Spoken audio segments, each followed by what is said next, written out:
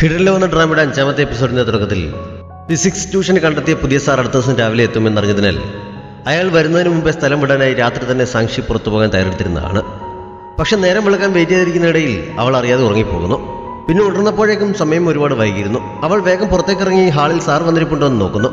അവിടെ ആരെയും കാണാത്തതിനാൽ മുകളിൽ യാനിന്റെ മുറിയിൽ വെയിറ്റ് ചെയ്യുന്നുണ്ടാകുമോ എന്നറിയാനായി അതിന്റെ വാതിൽക്കൽ വരെ പോയി നോക്കുന്നു. അവിടെയും ആരുമില്ല എന്ന് മനസ്സിലായപ്പോൾ സാർ വന്നിട്ടുണ്ടാകില്ല എന്ന് കരുതി അവൾ സന്തോഷിക്കുന്നു. താഴെ കിച്ചണിൽ ശബ്ദം കേട്ടപ്പോൾ ഞാനായിരിക്കുമെന്ന് കരുതി അത്ര സമയമായിട്ടും എത്താത്ത ഒരു സാറിനെ എനിക്ക് ട്യൂഷൻ ഏർപ്പെടുത്തുന്നത് ശരിയാണോ? പങ്ക്ച്വാലിറ്റി ഒട്ടുമില്ലാത്ത ഒരാളെയാണോ അച്ഛനും അമ്മയും കണ്ടെത്തിയത്? ഇതുവരെ വരാത്ത സ്ഥിതിക്ക് അദ്ദേഹം ഇനി വരാൻ പോകുന്നില്ല. നീ അമ്മയോട് പറഞ്ഞ് ന്യൂ ഇയർ കഴിയുന്നവരെ എനിക്ക് ട്യൂഷൻ അറേഞ്ച് ചെയ്യാതിരിക്കാനുള്ള പെർമിഷൻ വാങ്ങി തരുമോ? ഇതിൽ പുതിയൊരു സാറിനെ കണ്ടെത്താൻ നല്ല ബുദ്ധിമുട്ടായിരിക്കും. അമ്മയെക്കൊണ്ട് സമ്മതിപ്പിച്ച് ന്യൂ ഇയറിന് ഞാൻ നിനക്ക് 100 രൂപ തരാമെന്നൊക്കെ അവൾ ഓഫർ വയ്ക്കുന്നു. ഇതിനിടയിൽ കിച്ചണിലേക്ക് നോക്കുക പോലും ചെയ്യാതെ അവൾ ഹാളിലെ സോഫയിൽ വന്നിരിക്കുന്നു. അവിടെ കിടന്നുകൊണ്ടാണ് ഈ ഓഫറൊക്കെ പറയുന്നത്. അവൻ മറുപടി ഒന്നും നൽകാത്തത് കാരണം 100 രൂപ 250 500 ഒക്കെ ആയി കൂടുന്നുണ്ട്. അപ്പോഴാണ് നീ രാവിലെ തന്നെ ഇത് ആരോടാണ് ബഹളം വെക്കുന്നത് ചോദിച്ചുകൊണ്ട് ഞാൻ മുകളിൽ നിന്ന് ഇറങ്ങി വന്നത്. കിച്ചണിൽ നിൽക്കുന്ന ആരാണെന്ന് അവൾ അപ്പോഴാണ് നോക്കുന്നത്. അവിടെ നിൽക്കുന്ന ജാഷുവിനെ കണ്ട് അവൾ ആകെ ചെമ്മുന്നു. അവൻ എന്താണ് ഇവിടെ നിൽക്കുന്നതെന്ന് ഞാനോട് ചോദിച്ചപ്പോഴാണ് അമ്മ കണ്ടെത്തിയ പുതിയ ഫിസിക്സ് ടീച്ചർ അവനാണ് എന്ന് അവൾ അറിയുന്നത്. അതുവരെ പറഞ്ഞതൊക്കെ ഓർത്ത് അവൻ്റെ മുഖത്തേക്ക് പോലും നോക്കാൻ കഴിയാത്ത അവസ്ഥയിലായി അവൾ. നീ എന്താണ് ഇത്ര സമയമായിട്ട് എഴുന്നേൽക്കാതിരുന്നത്? അവൻ രാവിലെ മുതൽ നിന്നെ വെയിറ്റ് ചെയ്ത് നിൽക്കുകയാണെന്ന് പറഞ്ഞ് ഞാൻ അവളെ കുറ്റപ്പെടുത്തുന്നു. പതുക്കെ പറയാൻ പറഞ്ഞ് അവൾ അവനെ അടിക്കുന്നുണ്ട്. അപ്പോഴേക്കും ജാഷു ബ്രേക്ക്ഫാസ്റ്റ് ഒക്കെ റെഡിയാക്കി വെച്ചിട്ട് അവളോട് എഴുന്നേറ്റ് കഴിക്കാൻ ചെല്ലാൻ പറയുന്നു. ചമ്മൽ മറിച്ചുകൊണ്ട് അവൾ എഴുന്നേറ്റ് അവിടെ ചെന്നിരിക്കുന്നു. ഞാൻ കുറേ സമയമായി നിന്നെ വിളിക്കുകയാണ്, നീ എന്താണ് എഴുന്നേൽക്കാൻ ഇത്ര താമസിച്ചതെന്ന് അവനും അവളോട് ചോദിക്കുന്നു. ഇന്നലെ രാത്രി കുറേ ഹോംവർക്ക് ചെയ്യാനുള്ളത് കൊണ്ട് ഞാൻ ഒരുപാട് ലേറ്റായാണ് ഉറങ്ങിയത് എന്ന് അവൾ എക്സ്ക്യൂസ് പറഞ്ഞപ്പോൾ വിളിക്കുന്നത് കേട്ടിട്ടും എഴുന്നേൽക്കാതെ ഇരിക്കുകയാണെന്നാണ് ഞാൻ കരുതിയത് എന്ന് ജാഷു പറയുന്നു. ശരിക്കും ഞാൻ കേട്ടില്ല എന്ന് അവൾ പറഞ്ഞപ്പോൾ ഇനി ഇങ്ങനെ എഴുന്നേൽക്കാതെ ഇരുന്നാൽ നിന്റെ മുറിയുടെ വാതിലിൽ ഞാൻ പടക്കം പൊട്ടിക്കും എന്ന് ഞാൻ മുന്നറിയിപ്പ് നൽകുന്നു. ബ്രേക്ക്ഫാസ്റ്റ് കഴിച്ച ശേഷം അതുവരെ ഫിസിക്സ് പഠിക്കാൻ ഒരു താല്പര്യമില്ലാതിരുന്ന സാക്ഷി വളരെ ഉത്സാഹത്തോടെ മുറിയിൽ ചെന്ന് പഠിക്കാനുള്ള ബുക്സും ടെസ്റ്റും ഒക്കെ എടുത്ത് യാനിൻ്റെ മുറിയിലേക്ക് പോകാനായി ഇറങ്ങുന്നു. പക്ഷേ യാനും ജാഷുവും കൂടി ഹാളിൽ ഇരുന്ന് ഗെയിം കളിക്കുകയാണ്. അപ്പോൾ അവൾ അവരെ കളിക്കാൻ സമ്മതിക്കാത്ത വിധം അവർക്ക് മുന്നിൽ ചെന്നിരിക്കുന്നു. ഞാൻ അവളോട് എഴുന്നേറ്റ് മാറാൻ പറഞ്ഞപ്പോൾ എന്നെ പഠിപ്പിക്കാൻ വന്നിട്ട് ഇവിടെ ഗെയിം കളിച്ചിരിക്കുകയാണെന്ന് അവൾ പരാതി പറയുന്നു. മുറിയിലേക്ക് പൊക്കോ, ഈ ഗെയിം ഫിനിഷ് ചെയ്തിട്ട് ഞാൻ പുറകെ എത്തിക്കോളാമെന്ന് ജാഷു അവളോട് പറയുന്നുണ്ട്. പക്ഷെ അവൾ മുറിയിലേക്ക് പോകുന്നതിന് പകരം അവന് ഫ്രൂട്ട്സ് വേണമെന്ന് ചോദിച്ചുകൊണ്ട് ഫ്രിഡ്ജിൽ നിന്ന് ഒരു തണ്ണിമാത്രം എടുത്ത് അവൾക്ക് മുന്നിൽ കൊണ്ട് വെച്ചിട്ട് അത് മുറിച്ചു തരാൻ ഞാനോട് ആവശ്യപ്പെടുന്നു. അത് മുറിക്കാനായി പീലറാണ് അവൾ എടുത്തുകൊണ്ട് വന്നത്. ഇത്ര ചെറിയ പീലർ കൊണ്ട് ഇത് മുറിക്കാൻ പറ്റില്ല, ഇതിൻ്റെ തോടി നല്ല കട്ടിയുണ്ടെന്നൊക്കെ അവൻ പറഞ്ഞിട്ട് അവൾ സമ്മതിച്ചു കൊടുക്കുന്നില്ല. ജാഷു അവൻ്റെ ബയോഡാറ്റ അവളുടെ കയ്യിലേക്ക് കൊടുത്തിട്ട് അത് വായിച്ചു നോക്കാൻ പറയുന്നു. എനിക്ക് നിന്നെ പഠിപ്പിക്കാനുള്ള യോഗ്യതയില്ലെന്ന് വിചാരിച്ച് നീ എന്നെ വേണ്ടെന്ന് വെച്ചാലോ എന്ന് കരുതിയാണ് ഞാനിത് കൊണ്ടുവന്നത്. അത് വായിക്കുമ്പോഴേക്കും ഞാൻ വരാമെന്ന് അവൻ പറയുന്നു. നീ അല്ലാതെ അവൾക്ക് വേറെ ഓപ്ഷനൊന്നുമില്ല, നിന്നെ അവൾക്ക് പറഞ്ഞുവിടാൻ പറ്റില്ല എന്ന് ഞാൻ അപ്പോൾ പറയുന്നുണ്ട്. സാക്ഷി ബയോഡാറ്റയിലേക്ക് നോക്കിയിട്ട് അതിലൊരു ഫോട്ടോ കൂടി വെക്കാമായിരുന്നു എന്നാണ് മനസ്സിൽ വിചാരിച്ചത്. ഫോട്ടോ ഇല്ലാത്തതിൻ്റെ കുറവ് പരിഹരിക്കാൻ അവൾ ഫോൺ എടുത്ത് അവനറിയാതൊരു ഫോട്ടോ എടുക്കാൻ ശ്രമിക്കുന്നു. കുറേ നേരം ശ്രമിച്ചതിന് ശേഷമാണ് ക്യാമറയിൽ കറക്റ്റായിട്ട് അവനെ ഒന്ന് കിട്ടിയത്. ഒരു ഫോട്ടോ അവൾ എടുക്കുകയും ചെയ്യുന്നു. പക്ഷെ അപ്പോഴേക്കും അവൾ ഫോട്ടോ എടുക്കുന്നത് അവൻ കാണുന്നു, പോസ്റ്റ് ചെയ്യുന്നുമുണ്ട്. അവൻ കണ്ടെന്ന് മനസ്സിലായി അവൾ ആകെ ചമ്മുന്നു. നീ എന്തിനാണ് അവൻ്റെ ഫോട്ടോ എടുത്തത്? ഞങ്ങൾ ഇവിടെ നിന്ന് ഗെയിം കളിക്കായിരുന്നു എന്ന് അമ്മയോട് പറഞ്ഞു കൊടുക്കാൻ വേണ്ടിയല്ലേ എന്ന് ചോദിച്ച് ഞാൻ അവൾക്ക് നേരെ തിരിയുന്നു. അതിനുവേണ്ടിയല്ല എന്ന് അവൾ പറഞ്ഞപ്പോൾ പിന്നെ എന്തിനാണെന്ന് ചോദിച്ച് അവൻ വഴക്കുണ്ടാക്കുന്നു.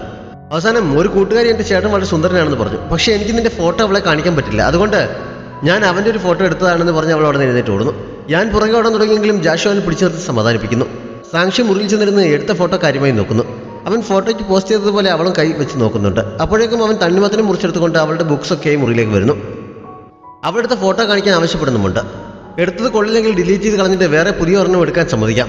ഫ്രണ്ടിനെ കാണിക്കാൻ വേണ്ടിയല്ലേ, നല്ല ഫോട്ടോ അല്ലെങ്കിൽ ഫ്രണ്ടിന്റെ മുന്നിൽ നീ മോശക്കാരിയാകില്ല എന്നൊക്കെ അവൻ പറഞ്ഞെങ്കിലും അവൾ പതുക്കെ വിഷയം മാറ്റി പഠിക്കാനായി ചെന്നിരിക്കുന്നു. അവൾ ഫോട്ടോ കാണിക്കില്ല എന്ന് മനസ്സിലായതോടെ അവനും അവളുടെ അടുത്ത് നിന്ന് പഠിപ്പിക്കാൻ തുടങ്ങുന്നു.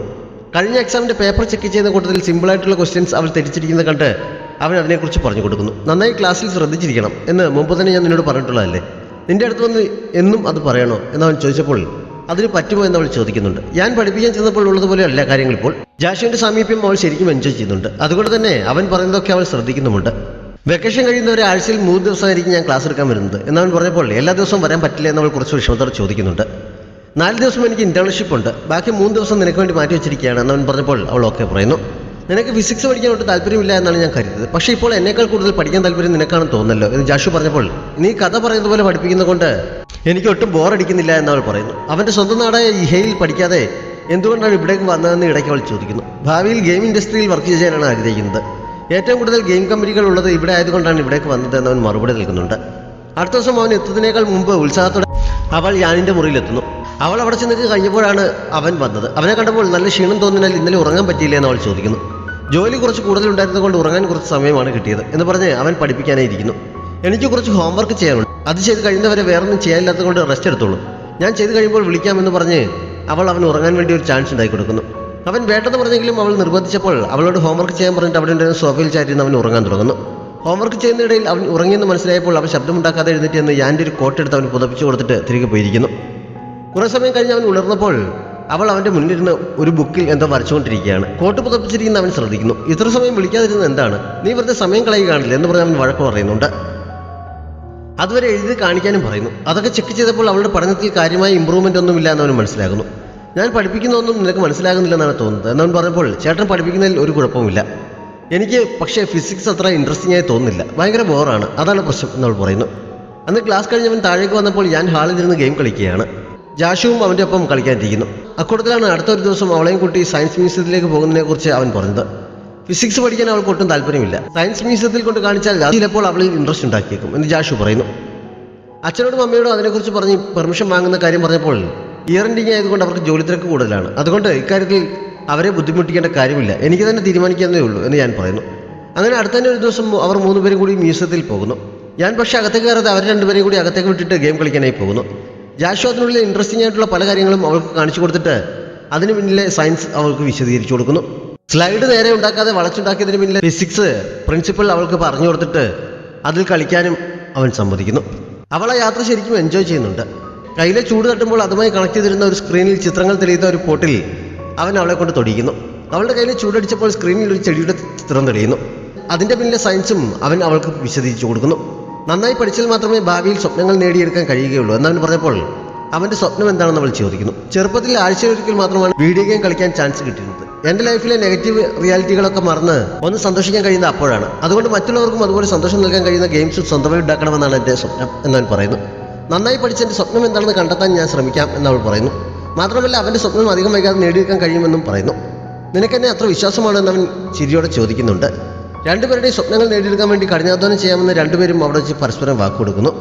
അതിനുശേഷം അവൻ കുടിക്കാൻ എന്തോ വാങ്ങാൻ പോയ സമയത്ത് അവൾ അവിടെ ഒരിടത്തിരുന്ന് അവർ പരസ്പരം പ്രോമിസ് ചെയ്തതിൻ്റെ ചിത്രം വരയ്ക്കുന്നു. അവൻ മടങ്ങി വരുന്നത് കണ്ടപ്പോൾ ആ ബുക്ക് അവൾ വേഗം പുറകിലേക്ക് കുളിപ്പിക്കുന്നു. അവളെന്താ വരയ്ക്കുകയായിരുന്നു എന്ന് അവന് മനസ്സിലാകുന്നു.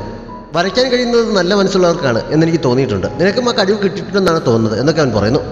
റിലേഷൻഷിപ്പിലാവില്ല എന്ന് എനിക്ക് വാക്ക് തരുമോ എന്ന് അവൾ അപ്പോൾ അവനോട് ചോദിക്കുന്നുണ്ട്. അതെന്തിനാണ് അങ്ങനെ ഒരു വാക്ക് തരുന്നതെന്ന് അവൻ ചോദിച്ചപ്പോൾ ചേട്ടൻ്റെ സ്വപ്നങ്ങൾ നേടിയെടുക്കാൻ റിലേഷൻഷിപ്പിലായാൽ താമസം നേരിടും. എൻ്റെ ഒരു ഫ്രണ്ടിൻ്റെ ബ്രദറിന് ഒരു ഗേൾഫ്രണ്ട് ഉണ്ട്, പക്ഷേ ഗേൾഫ്രണ്ട് അവളോട് മോശമായിട്ടാണ് പെരുമാറുന്നത്. ചേട്ടൻ്റെ ഗേൾഫ്രണ്ടും എന്നോട് അങ്ങനെ പെരുമാറിയാൽ എന്ത് ചെയ്യും, മാത്രമല്ല ചേട്ടൻ ഇപ്പോൾ എന്നെ കെയർ ചെയ്യുന്നതുപോലെ കെയർ ചെയ്യാനുള്ള സമയം കിട്ടില്ല എന്നൊക്കെ അവൾ കുറേ കാരണങ്ങൾ പറയുന്നുണ്ട്. എന്തായാലും ഞാൻ നിന്നെ കെയർ ചെയ്യുന്നുണ്ടെന്ന് സമ്മതിച്ചല്ലോ, ഇപ്പോൾ ഞാൻ ഡിഗ്രി കംപ്ലീറ്റ് ചെയ്യാനായിരിക്കുന്നു, ഇനി ഗേൾഫ്രണ്ട് ഉണ്ടാകുന്നതിൽ പ്രശ്നമുണ്ടെന്ന് എനിക്ക് തോന്നുന്നില്ല. എന്തായാലും അതെൻ്റെ സ്വപ്നങ്ങൾക്കൊരു തടസ്സമാകാൻ പോകുന്നില്ല. മാത്രമല്ല നീ ഇത്രയൊക്കെ കടന്നു ചിന്തിക്കേണ്ട ആവശ്യമില്ല, കുറച്ച് വർഷങ്ങൾ എന്നെ കാണാതെയാകുമ്പോൾ നീ എന്നെക്കുറിച്ചുള്ളതെല്ലാം മറന്നു പോകും എന്നൊക്കെ അവൻ പറയുന്നു. അവളുടെ മുഖത്തെ നിരാശ കണ്ടപ്പോൾ എങ്കിൽ ഞാനൊരു കാര്യം ചെയ്യാൻ ശ്രമിക്കാം, നിന്നെ നന്നായി കെയർ ചെയ്യുന്ന ഒരു ഗേൾഫ്രണ്ടിനെ തന്നെ തിരഞ്ഞെടുക്കാം, അപ്പോൾ പിന്നെ പ്രശ്നമില്ലല്ലോ എന്നവൻ പറയുന്നു. മനസ്സോടെ അല്ലെങ്കിലും അവൾക്കതിന് സമ്മതം പറയേണ്ടി വരുന്നു. ഗേൾഫ്രണ്ടിനെ കണ്ടുപിടിച്ച് കഴിയുമ്പോൾ ആദ്യം എന്നെ കാണിക്കുമോ എന്ന് അവൾ വീണ്ടും ചോദിക്കുന്നുണ്ട്. അതവൻ സമ്മതിക്കുന്നു. ഇത് ഞാൻ ഓർത്തിരിക്കുമെന്ന് അവൾക്ക് വാക്കും കൊടുക്കുന്നുണ്ട്. അപ്പോഴേക്കും അവരെ പിക്ക് ചെയ്യാനായി ഞാൻ വന്നതിൻ്റെ മെസ്സേജ് വരുന്നു. ജാഷു അവളെയും കൂട്ടി അവൻ്റെ അടുത്തേക്ക് പോകുന്നു. പുറകിൽ ഒളിപ്പിച്ചു വെച്ച ഡ്രോയിങ് ബുക്ക് എടുക്കാൻ അവൾ മറക്കുന്നുണ്ട്. അവൾ ഞാൻ്റെ അടുത്ത് ചെന്ന് അവിടെ കണ്ടതിനെക്കുറിച്ചൊക്കെ പറഞ്ഞുകൊണ്ട് നിൽക്കുന്ന സമയത്ത് ജാഷുവിന് അവൻ പാർട്ട് ടൈം ജോലി ചെയ്യാൻ പോകുന്ന സ്ഥലത്ത് നിന്ന് ഒരു കോൾ വരുന്നു. ഏതോ ഒരു ഫയല് അവന് അർജൻറ്റായിട്ട് എഡിറ്റ് ചെയ്ത് അയക്കേണ്ടതുണ്ട്, അതുകൊണ്ട് അവനോട് പൊയ്ക്കോളാൻ പറഞ്ഞിട്ട് അവൻ അവിടെ ഒരിടത്തിരുന്ന് ലാപ്ടോപ്പ് ഉപയോഗിച്ച് ചെയ്യാൻ തുടങ്ങുന്നു. വീട്ടിലെത്തിയ ശേഷമാണ് ഡ്രോയിങ് ബുക്ക് മിസ്സായി വിവരം അവൾ അറിയുന്നത്. കാറിലുണ്ടായിരിക്കുമെന്ന് കരുതി അതിൽ തിരിയാൻ ഞാനോട് പറഞ്ഞെങ്കിലും ഇപ്പോൾ ഞാൻ കാർ പാർക്ക് ചെയ്തിട്ടാണ് വന്നത്, അതിലൊന്നുമില്ല എന്ന് പറഞ്ഞ് അവൻ മുറിയിലേക്ക് കയറി പോകുന്നു. അത് കഴിഞ്ഞ് ആലോചിച്ച് നോക്കിയപ്പോഴാണ് മ്യൂസിയത്തിൽ വെച്ചാണ് ബുക്ക് മിസ്സായതെന്ന് അവൾക്ക് ഓർത്തെടുക്കാൻ പറ്റിയത്. അവൾ ഉടനെ തന്നെ അവിടുത്തെ നമ്പർ തപ്പിയെടുത്ത് വിളിച്ച് ബുക്ക് കിട്ടിയെന്ന് അന്വേഷിക്കുന്നു. ബുക്ക് അവർക്ക് കിട്ടിയിരുന്നു. ജാഷു അവിടെ തന്നെ ഉണ്ടായിരുന്നില്ല, അവർ അത് അവനെ ഏൽപ്പിച്ചിരുന്നു. അതിൽ ആദ്യം മുതൽ പലപ്പോഴായി വരച്ച അവൻ്റെ ചിത്രങ്ങളാണുള്ളത്. അതവൻ കാണുമെന്ന് ഓർത്ത് അവൾ ആകെ ടെൻഷനാകുന്നു. അടുത്ത ദിവസം രാവിലെ ഞാൻ അവളെ വിളിച്ചുറത്തി ഡ്രോയിങ് ബുക്ക് തിരികെ നിൽക്കുന്നു. ജാഷു ജോലിക്ക് പോകുന്നതിന് മുമ്പ് കൊണ്ട് തന്നതാണ് എന്നവൻ പറഞ്ഞപ്പോൾ അവനിത് തുറന്നു നോക്കിയെന്ന് അവൾ ചോദിക്കുന്നു. അത് ഞാനെങ്ങനെ അറിയാനാണ്, നോക്കിയാലേ തന്നെ എന്താണ് പ്രശ്നം, അതിൽ കാണാൻ പാടില്ലാത്ത എന്തെങ്കിലും ഉണ്ടോ എന്നവൻ ചോദിക്കുന്നു. അതോടെ ഒന്നുമില്ല എന്ന് പറഞ്ഞ് അവൾ തിരിഞ്ഞിരിക്കുന്നു. ഞാൻ പോയി കഴിഞ്ഞപ്പോൾ ജാഷു ഇത് കണ്ടു കാണുമോ, അതുകൊണ്ടായിരിക്കുമോ നേരിട്ട് വരാതിരുന്നെന്നൊക്കെ ചിന്തിച്ച് അവൾ ആകെ ടെൻഷനാകുന്നു. അവൻ ബുക്ക് കണ്ടെങ്കിൽ തന്നെ അവനെക്കുറിച്ചല്ല അത് എന്ന് വരുത്തി തീർക്കാൻ അവളൊരു ഐഡിയ കണ്ടുപിടിക്കുന്നു. വെക്കേഷൻ ആയതുകൊണ്ട് വീട്ടിലായിരുന്ന ഞാൻ അടുത്ത ദിവസം ഹോസ്റ്റലിൽ തിരിച്ചെത്തി ജാഷുവിനോട് അടുത്ത 2 ദിവസത്തേക്ക് ട്യൂഷൻ എടുക്കാൻ വീട്ടിലേക്ക് വരണ്ട, സാക്ഷി ഓൺലൈനിൽ പരിചയപ്പെട്ട ആരുമായി ഇഷ്ടത്തിലാണെന്ന് പറഞ്ഞു. അതിന് ഞാൻ അവളെ വഴക്ക് പറഞ്ഞത് കാരണം അവൾ ആകെ മൂഡ് ഓഫിലാണ്. ബാക്കിയുള്ളവരുടെ കാര്യമൊന്നും എനിക്കറിയില്ല.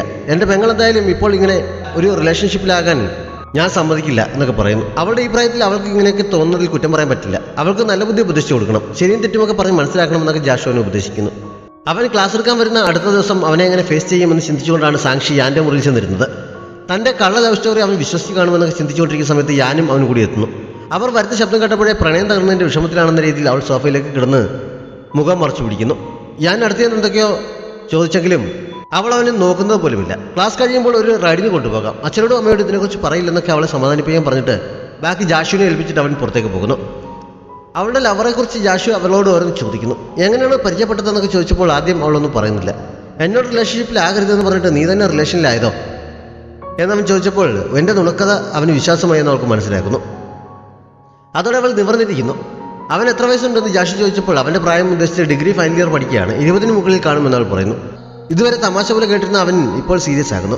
എവിടെ വെച്ചാണ് അവൻ നിന്നെ കാണുമെന്ന് ആവശ്യപ്പെട്ടതെന്ന് അവൻ ചോദിച്ചപ്പോൾ അവൻ്റെ നാടായ ഇഹയാണ് അവൾ പറഞ്ഞത്. അത്രയും ആയപ്പോൾ അവൻ എഴുന്നേറ്റ് അവളുടെ മുന്നിലേക്ക് ഇരുന്നിട്ട് നിനക്ക് ഇത്രയും പ്രായമേ ഉള്ളൂ എന്ന് അവൻ അറിയാമോ എന്ന് ചോദിക്കുന്നു. അറിയാമെന്ന് അവൾ പറഞ്ഞപ്പോൾ അവൻ്റെ നമ്പർ തരാൻ പറഞ്ഞ് അവൻ ഫോൺ നീട്ടുന്നു. അങ്ങനെ ഒരാളില്ലാത്തതുകൊണ്ട് നമ്പർ തരില്ല എന്നവൾ പറയുന്നു. എനിക്ക് നിന്നോട് ദേഷ്യപ്പെടാൻ താല്പര്യമില്ല, പക്ഷെ നിന്റെ ഇപ്പോഴത്തെ ലക്ഷ്യം പഠനമാണ് എന്ന് നീ മറക്കരുത്. സ്കൂൾ പഠനം കഴിഞ്ഞ് നീ കോളേജിലെത്തി കഴിയുമ്പോൾ നീ ആരെങ്കിലും ഡേറ്റ് ചെയ്യുന്നതിൽ ആരും എതിർക്കില്ല. അതുവരെ നീ ക്ഷമിച്ചേ പറ്റൂ എന്നൊക്കെ അവൻ അവളെ ഉപദേശിക്കുന്നിടത്ത് ഈ എപ്പിസോഡ് അവസാനിക്കുന്നു. എപ്പിലോഗിൽ മുമ്പ് ട്യൂഷൻ എടുക്കാൻ ടയേർഡായി വന്ന ദിവസം അവൻ റൂമിലെ സോഫയിൽ കിടന്നുറങ്ങിയ സമയത്ത് അവൾ ശബ്ദമുണ്ടാക്കാതെ അടുത്ത് ചെന്നിരുന്ന് അവൻ്റെ ചിത്രം വരയ്ക്കുന്നത് കാണിക്കുന്നുണ്ട്. അവൾ വരച്ചു കഴിയാറായപ്പോഴാണ് അവൻ ഉണർന്നത്.